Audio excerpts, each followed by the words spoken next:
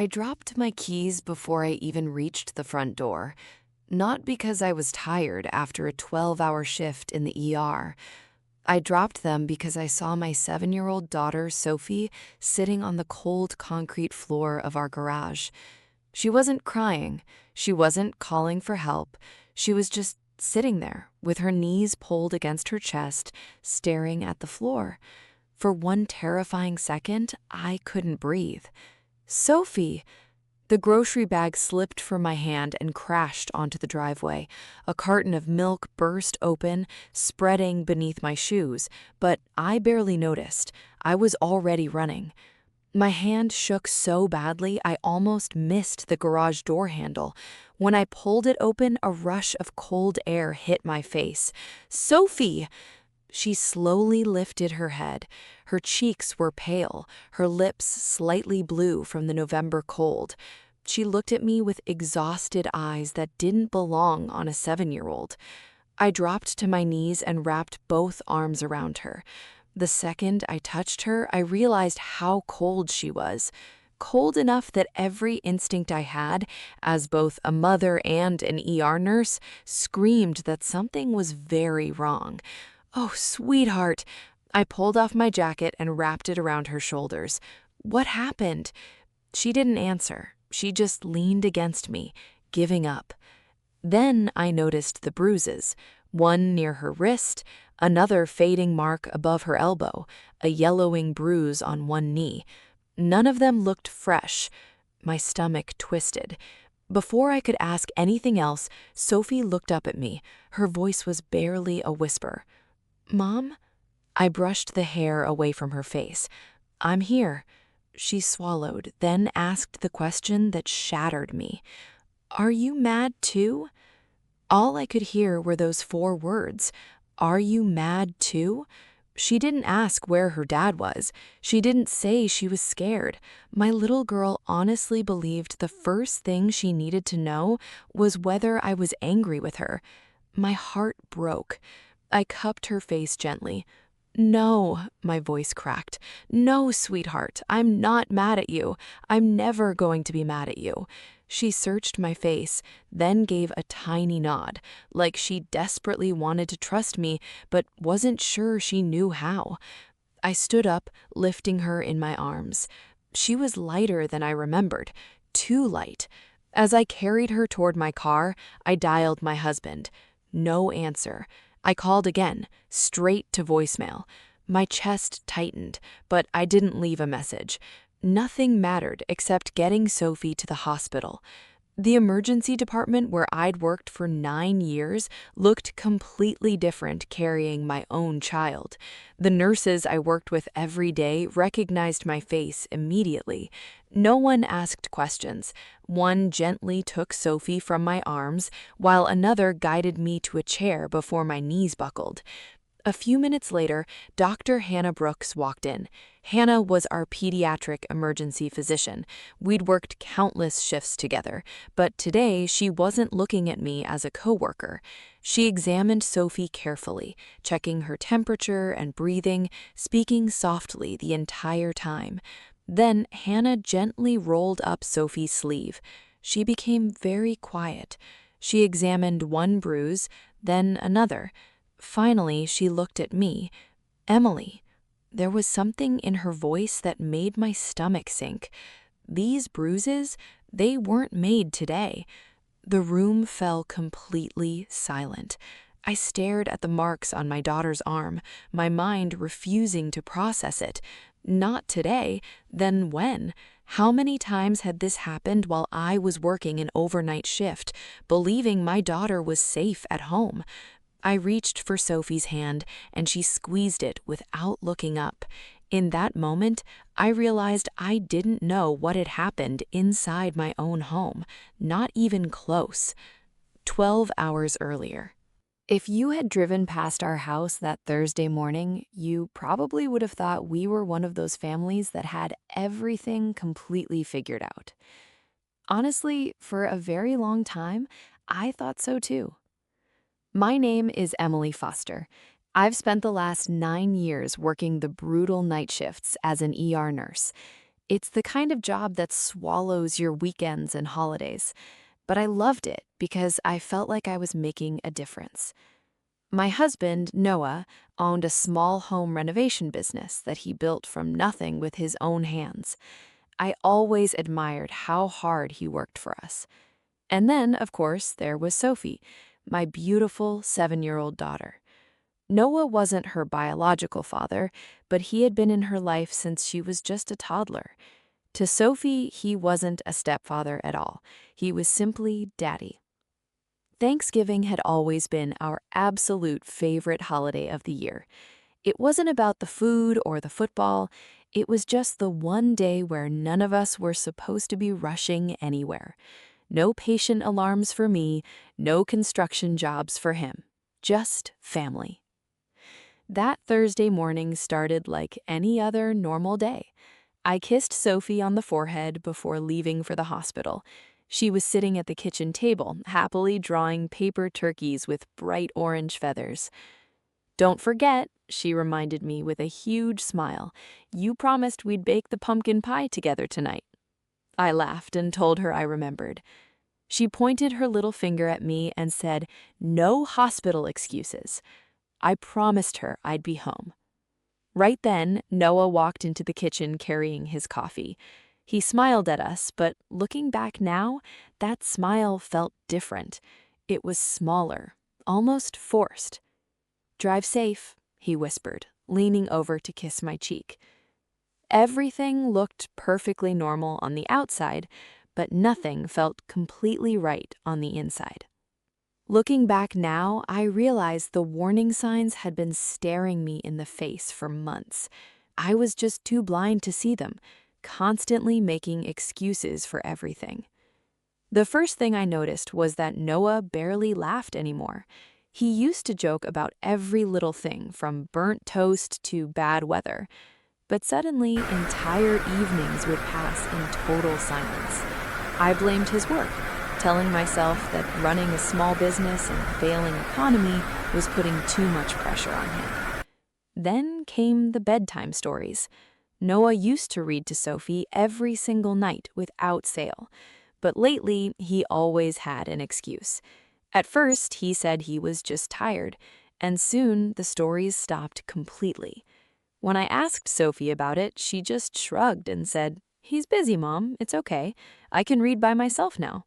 She sounded proud, so I forced myself to believe it was just a sign of her growing up.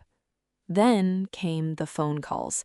Whenever I called home during my night shift break, Noah stopped answering.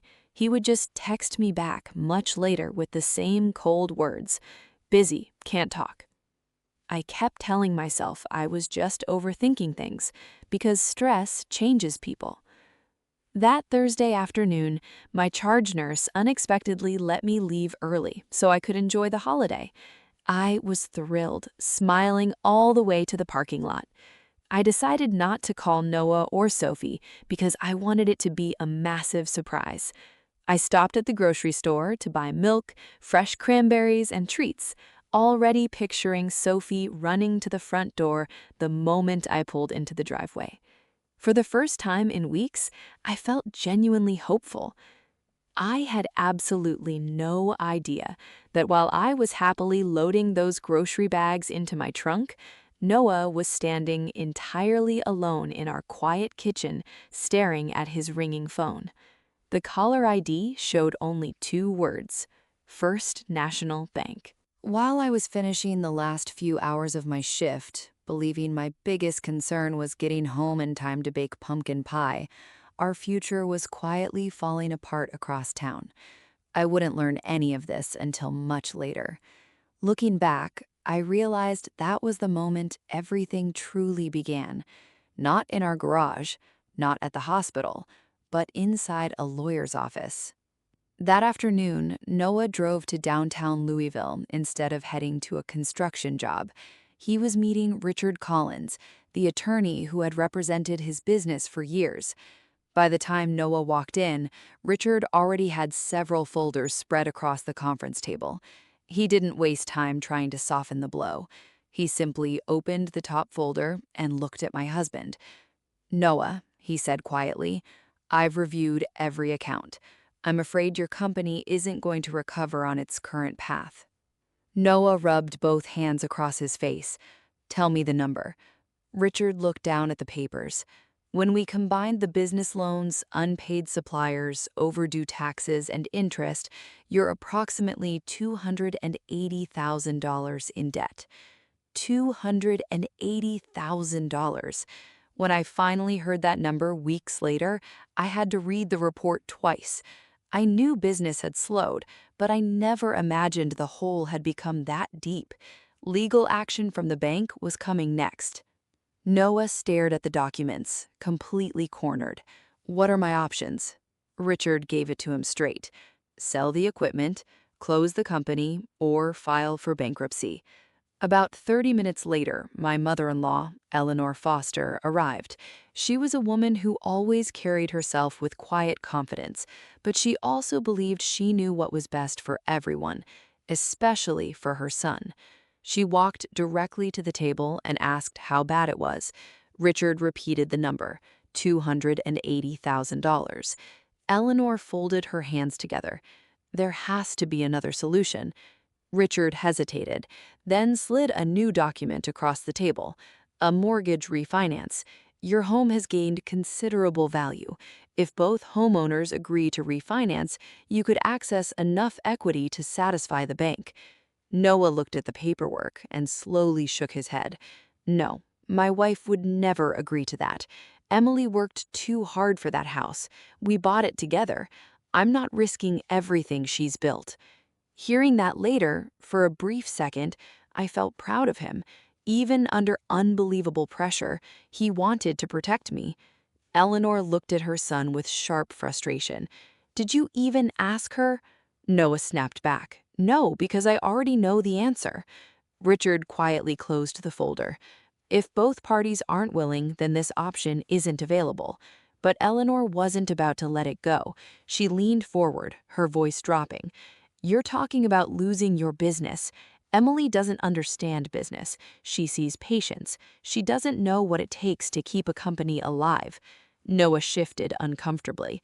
"Mom," Eleanor pressed harder, "you're carrying this family. Sometimes protecting them means making difficult decisions." Noah stood up abruptly, grabbing his coat. "I'm not forging my wife's signature." The room went completely still. Richard immediately looked up, defending himself. "No, I didn't suggest that. No one suggested that." Noah walked toward the door without looking back. "We're done." He was almost out the door when Eleanor spoke. She didn't yell, she said it calmly, looking right at the refinance documents still lying on the table. "She doesn't need to know everything." Noah stopped walking, just for a second. He didn't answer, he didn't agree, but he didn't disagree either. Then he opened the door and walked out. At that moment, he still had a choice. When people ask me what the hardest part of that day was, they usually expect me to say it was finding Sophie alone in the garage. It wasn't. The hardest part came afterward, inside the pediatric emergency room, where I had spent nearly a decade helping other families through their worst moments. That day, I wasn't the nurse. I was just a mother, desperately hoping someone would tell me I was overreacting. Instead, every minute brought another truth I wasn't ready to hear. Sophie sat quietly on the examination bed with a warm blanket wrapped around her shoulders. She hadn't cried once, not in the car and not when they drew blood. She simply sat there with both hands folded in her lap, watching every adult in the room as if she were trying not to make anyone upset. I had never seen her so careful. Children usually ask questions, complain, or cry. Sophie did none of those things. Every movement felt measured, and every word sounded like it had been rehearsed. Dr. Hannah Brooks finished reviewing Sophie's x-rays before pulling a chair beside us. "Nothing appears to be broken," she spoke gently. I closed my eyes in relief, thinking maybe everything would be okay. Then Hannah continued, carefully pointing towards several bruises on Sophie's arms and legs. These injuries weren't caused by one accident. They're different ages. Different ages. Those two words echoed inside my head. Some were fresh, some were already beginning to heal, and some were almost gone.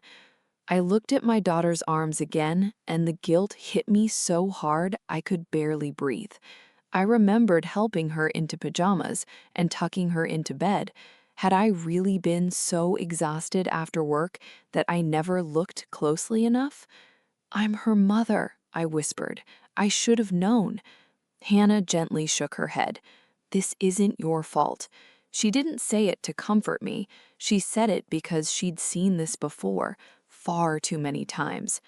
A nurse quietly stepped into the room, followed by a woman carrying a small folder and wearing an identification badge I recognized immediately: Child Protection Services. The woman introduced herself as Laura Mitchell, a child protection investigator. Laura crouched until she was at Sophie's eye level and smiled kindly. "Hi, Sophie. I'm not here to get anyone in trouble. I just want to understand what happened today." Sophie stared at the blanket covering her legs. Several seconds passed before she finally whispered, "I'm sorry." Laura smiled gently. "You don't have to apologize." Another pause, and then Sophie whispered, "I was bad." The room became completely silent. Laura asked softly, "What makes you think you were bad?" Sophie shrugged, still staring at the blanket. "I spilled my juice. Daddy got upset. I wasn't listening. I should have listened. I'm sorry." Every sentence ended the same way: "I'm sorry." Laura asked another simple question: "Did someone tell you this was your fault?" Sophie didn't answer. Instead, she whispered something even quieter: "I make people mad." I couldn't stop myself anymore. I walked over and wrapped my arms around her. "No, sweetheart, you do not make people mad." She leaned against me but didn't hug me back, almost as if she wasn't sure she deserved comfort. That hurt more than anything. Hannah waited until Sophie was distracted with a coloring book before quietly asking Laura and me to step into the hallway. The hallway suddenly felt colder than the examination room. Hannah folded her arms and looked at me carefully. "Emily, I need you to hear this as Sophie's mother, not as my coworker, but as her doctor. The bruises concern me, but honestly, I'm even more concerned about her behavior." I frowned. "What do you mean?" Hannah looked back through the small window in the door. Sophie was sitting perfectly still, coloring without making a sound. Healthy children don't automatically apologize every time an adult asks them a question.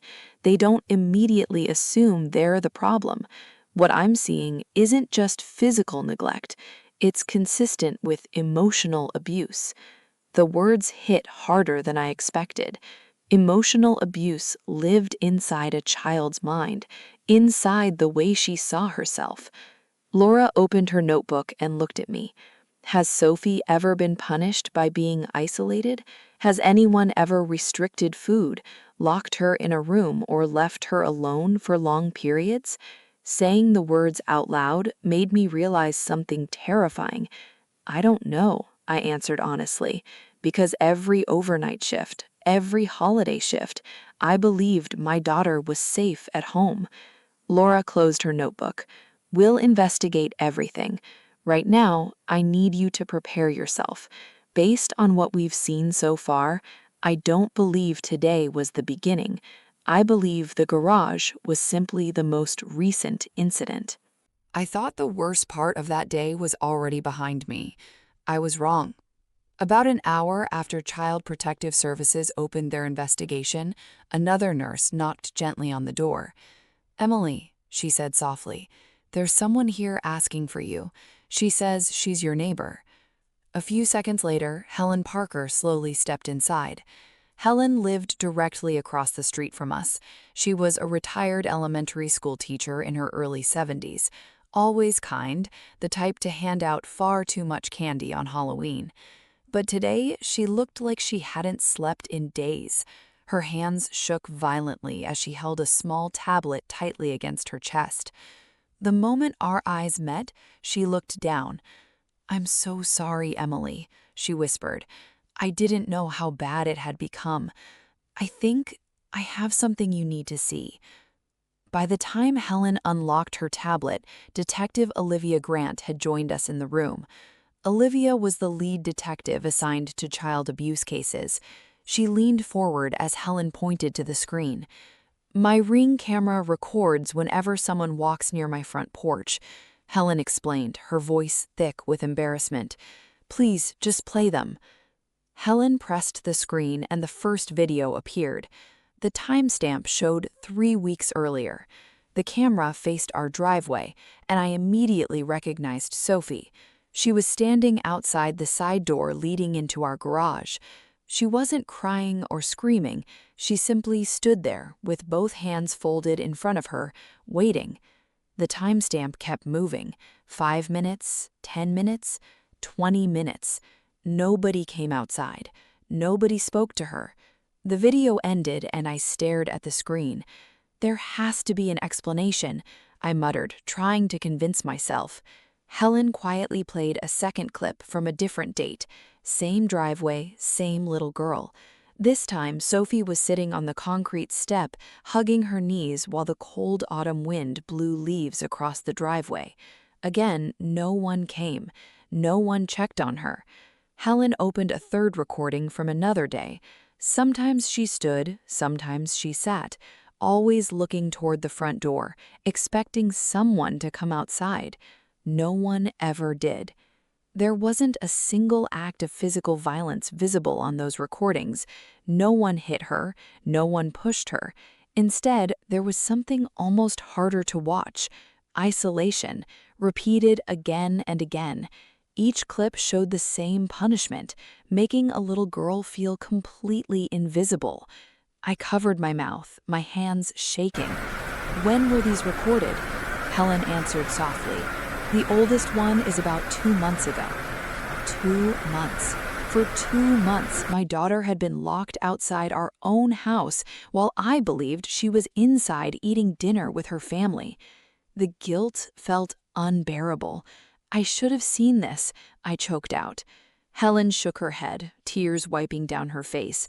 "No, I should have done more. I kept thinking it was none of my business. Then last week, I finally called the child abuse hotline. I should have called sooner."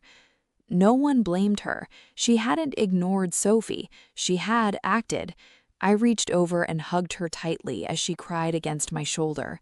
We were both carrying the exact same crushing thought. What if we had just noticed sooner? Detective Grant finally broke the silence, her eyes fixed on the tablet. "This footage is important. It establishes a pattern. The videos don't show physical assault, but they show the repeated isolation of a child. That becomes powerful supporting evidence when combined with Dr. Brooks' medical findings." Olivia closed the tablet and opened a small notebook, turning her focus back to me. She asked the standard questions first: who lived in the home and who cared for Sophie while I worked the night shift. I answered everything as honestly as I could. Then Olivia stopped writing. She looked up, her expression changing, almost as if a puzzle piece had just clicked into place. She asked one final question that seemed completely unrelated to everything we'd been discussing. "Mrs. Foster, has anyone changed your mortgage recently?" Detective Olivia Grant's question caught me completely off guard. "Mrs. Foster, has anyone changed your mortgage recently?" I stared at her, almost wanting to laugh. "My mortgage? No. We've lived in the same house for 8 years. We haven't refinanced, we haven't signed anything." Olivia didn't write anything down. She just watched my face. "When was the last time you personally reviewed your mortgage account?" I frowned. "I don't know, maybe a year ago?" She nodded slowly. "I think we should check." An hour later, after making sure Sophie was resting, I followed Detective Grant into a quiet room. She placed a laptop on the table. "We already contacted First National Bank," she said, logging into a secure portal. A document appeared on the screen. Mortgage refinance application. My heart skipped a beat. Olivia turned the screen toward me. Please tell me if you've ever seen this before. I scanned the page. Our address, our names, everything looked completely legitimate until I reached the very last page. There it was, my signature. I froze, staring at it. It looked almost exactly like mine, the same slant, the same looping letters, but I slowly shook my head. I didn't sign this.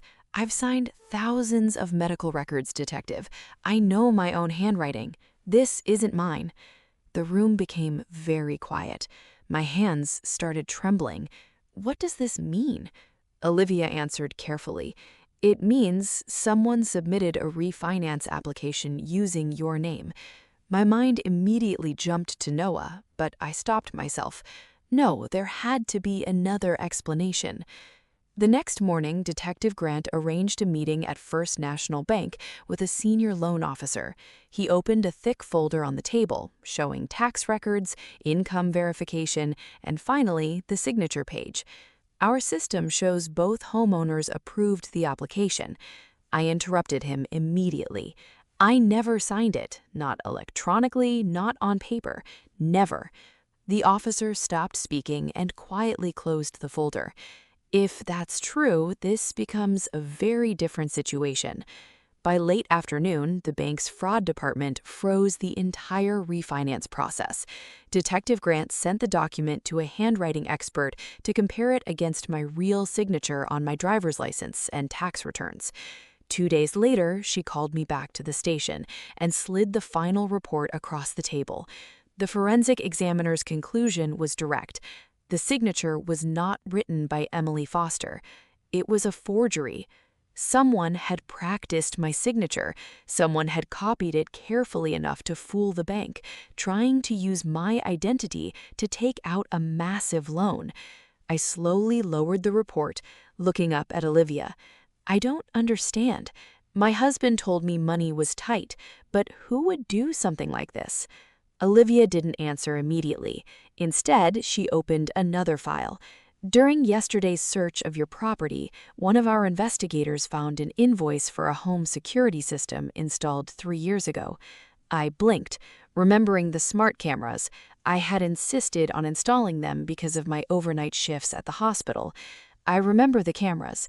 Noah removed the devices. She paused. But according to the manufacturer, the cloud storage account was never closed. I stared at her as a terrible realization began to form in my mind. If the account was still active, then the cameras had never really stopped. The next morning, Detective Olivia Grant called me before I even finished my coffee.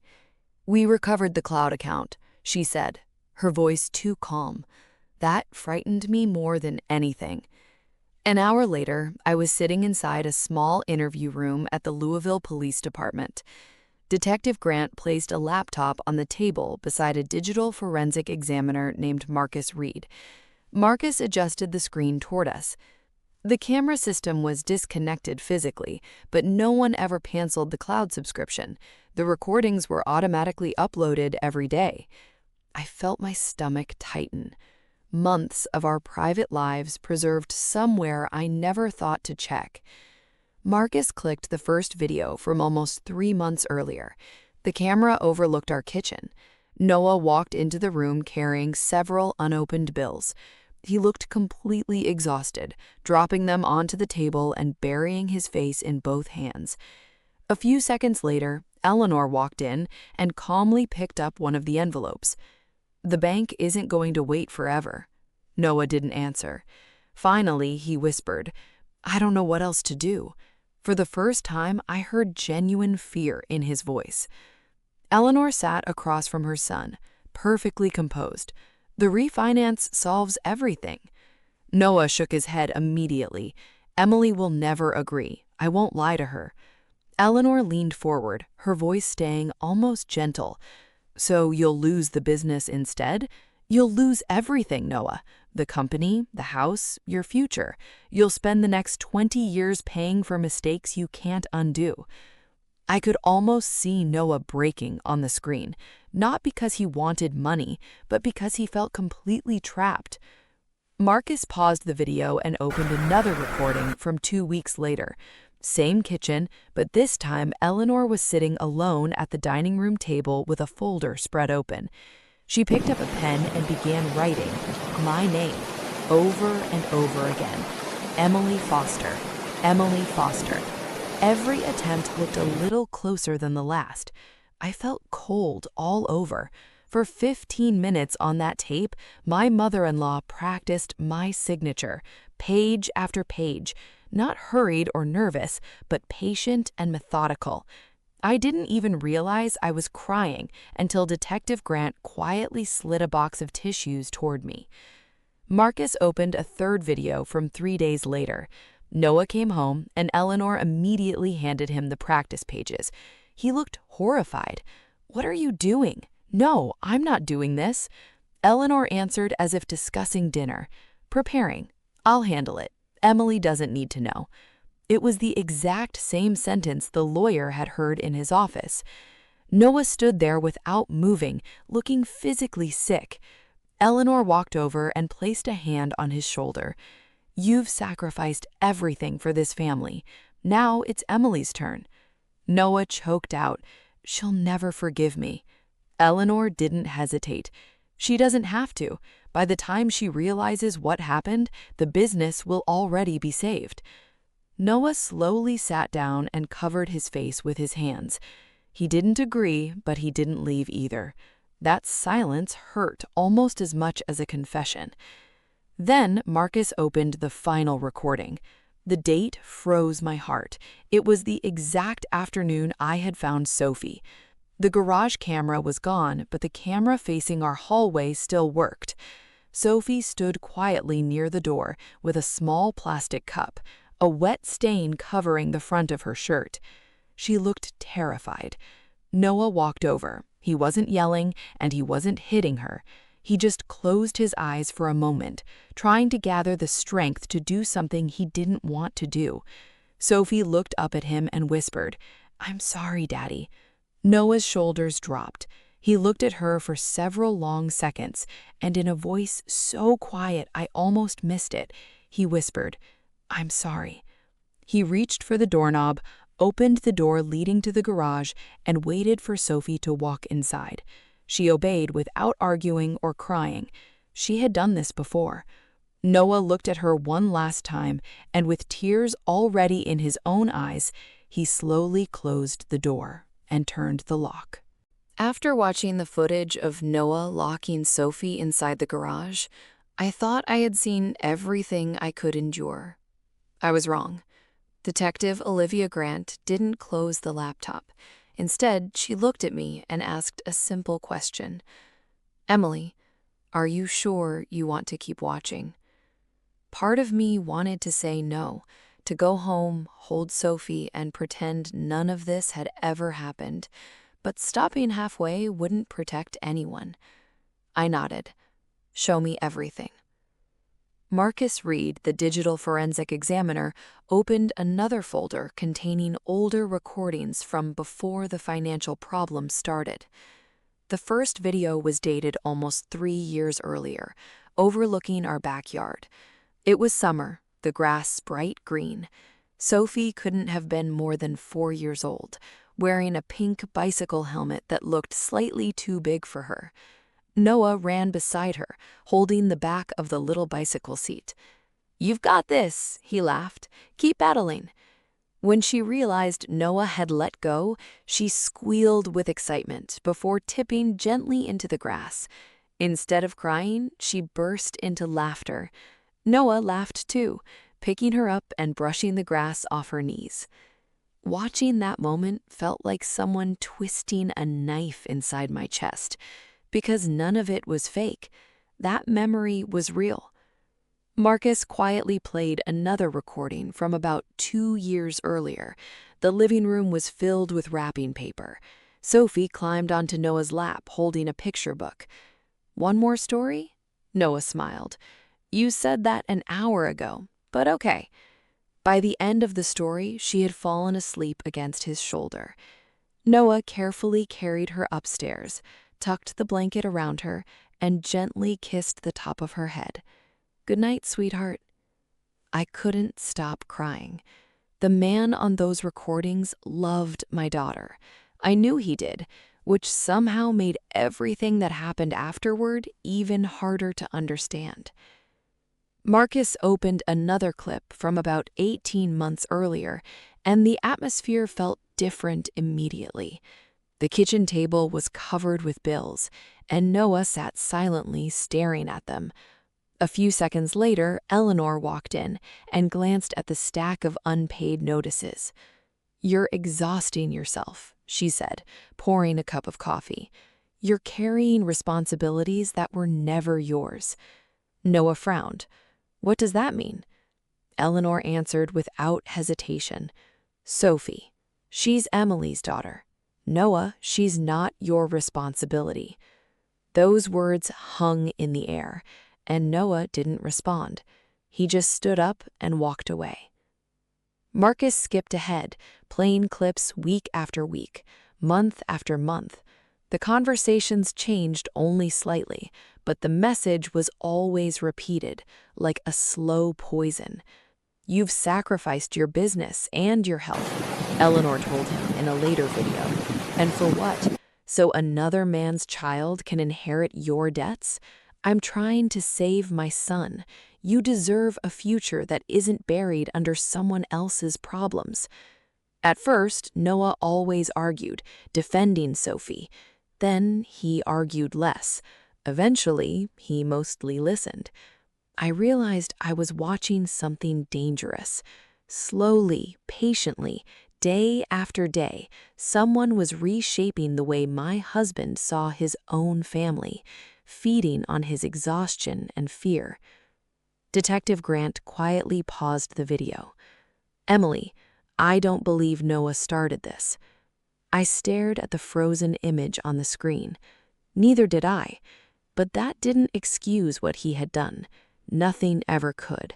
He had made his own choices. He had looked into my daughter's eyes, heard her apologize, and still locked that garage door. Those choices belonged to him. But now I could see the terrifying reality. I wasn't looking at a monster who had suddenly appeared in my home. I was looking at a man who had been pulled, pressured, and manipulated for months, making the wrong choice again and again, until he finally broke. People often imagine justice as one dramatic moment. A guilty verdict, a pair of handcuffs, a judge striking a gavel. But that isn't how it happened for us. Justice arrived slowly, one piece of evidence at a time, one difficult truth after another. Over the following weeks, my life became a blur of interviews and meetings. I wasn't just Sophie's mother anymore. I was a witness. Over the next few weeks, every single investigation reached the exact same conclusion. The handwriting expert officially completed the forgery report, proving the signature on the refinance application was a deliberate imitation. The practice sheets recovered from Eleanor's dining room matched the final signature almost perfectly. The evidence was no longer just a guess, it was scientific.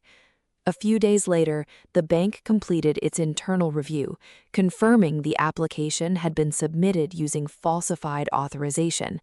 They immediately canceled the loan. For the first time since this nightmare began, I felt a small measure of relief. Our home had been saved before it was too late. At the same time, Child Protective Services finished interviewing everyone connected to Sophie's daily life. Her teachers, school staff, and neighbors all described the exact same picture. No one described a child who caused trouble. Instead, they described a little girl who apologized constantly, terrified that she had disappointed an adult. One teacher remembered Sophie crying out, "I'm sorry," after accidentally dropping a pencil. The CPS investigator explained something that still breaks my heart. Children who experience long-term emotional abuse often begin believing that love depends on perfect behavior. That sentence stayed with me because it described my daughter exactly. Next, the digital forensic team completed their report.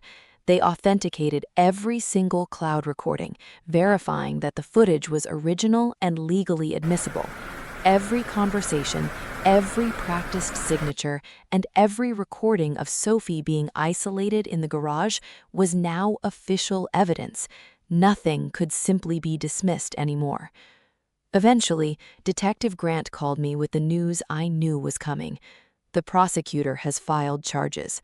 I closed my eyes. Hearing those words hurt. Once criminal charges begin, there is no returning to the family you used to have. The prosecutor handling the case met with me to explain the charges: forgery, attempted mortgage fraud, conspiracy, child endangerment, and emotional abuse. Every single charge rested on documented proof. Then he mentioned Noah. His attorney has contacted our office. They're requesting a plea agreement. Mr. Foster is willing to accept responsibility for his role and has agreed to cooperate fully. He will testify truthfully against his mother. I felt a deep ache in my chest. He was finally admitting what he had done, not because it erased the damage, but because he had finally stopped running. A week later, Detective Grant called again. "It's finished," she said quietly. "Eleanor Foster has been formally indicted." The grand jury approved multiple criminal charges, including conspiracy to commit fraud and forgery. The woman who had spent months convincing herself she was protecting her family would now have to answer for every decision she made. I expected to feel victorious, but I didn't. There was no celebration, because Sophie had still lost part of her childhood. No court could ever give that back. The final meeting was with Child Protective Services. The investigator smiled gently as she closed the case file. "Emily, our investigation confirms that Sophie is safe in your care." Those words meant more to me than any court verdict. Safe. That's all I ever wanted. When I left the building that afternoon, Sophie was waiting for me outside. She ran toward me, wrapping both arms tightly around my waist. I knelt and held her as close as I could. Justice wasn't standing inside a courtroom, and it wasn't written inside legal documents. Justice was right there in my arms, a little girl who finally knew she was safe. 1 year later. People often tell me that time heals everything. I don't believe that's true anymore. Time doesn't heal. Love does. Real love, the kind that asks for nothing in return. A year had passed since the day I found Sophie sitting alone on the cold floor of our garage. Life looked very different now. Our old house was gone. After everything that happened, neither Sophie nor I wanted to live there anymore. Every hallway carried painful memories. So we sold it and moved into a much smaller home across town. 2 bedrooms, a tiny backyard, and a kitchen barely big enough for the two of us. It wasn't the grand house I had once imagined, but for the first time in a long time, it felt safe. My own life had changed too.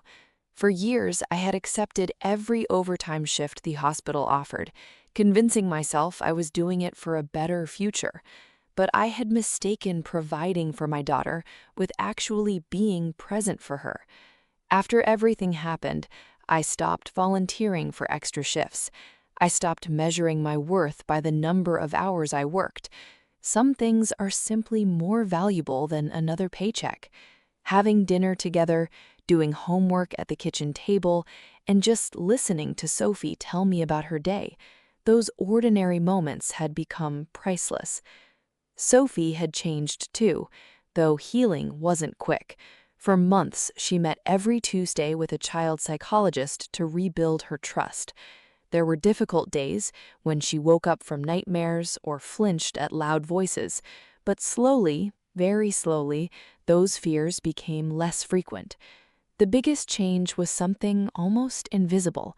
One afternoon, Sophie accidentally knocked over a glass of orange juice during lunch. For 1 second, I saw panic flash across her face. Then she stopped. She looked at me, smiled nervously, and said, "I guess we need a towel." I laughed and hugged her tightly. It was the first time in years she hadn't apologized simply for making a mistake. Healing arrives disguised as a spilled glass of juice.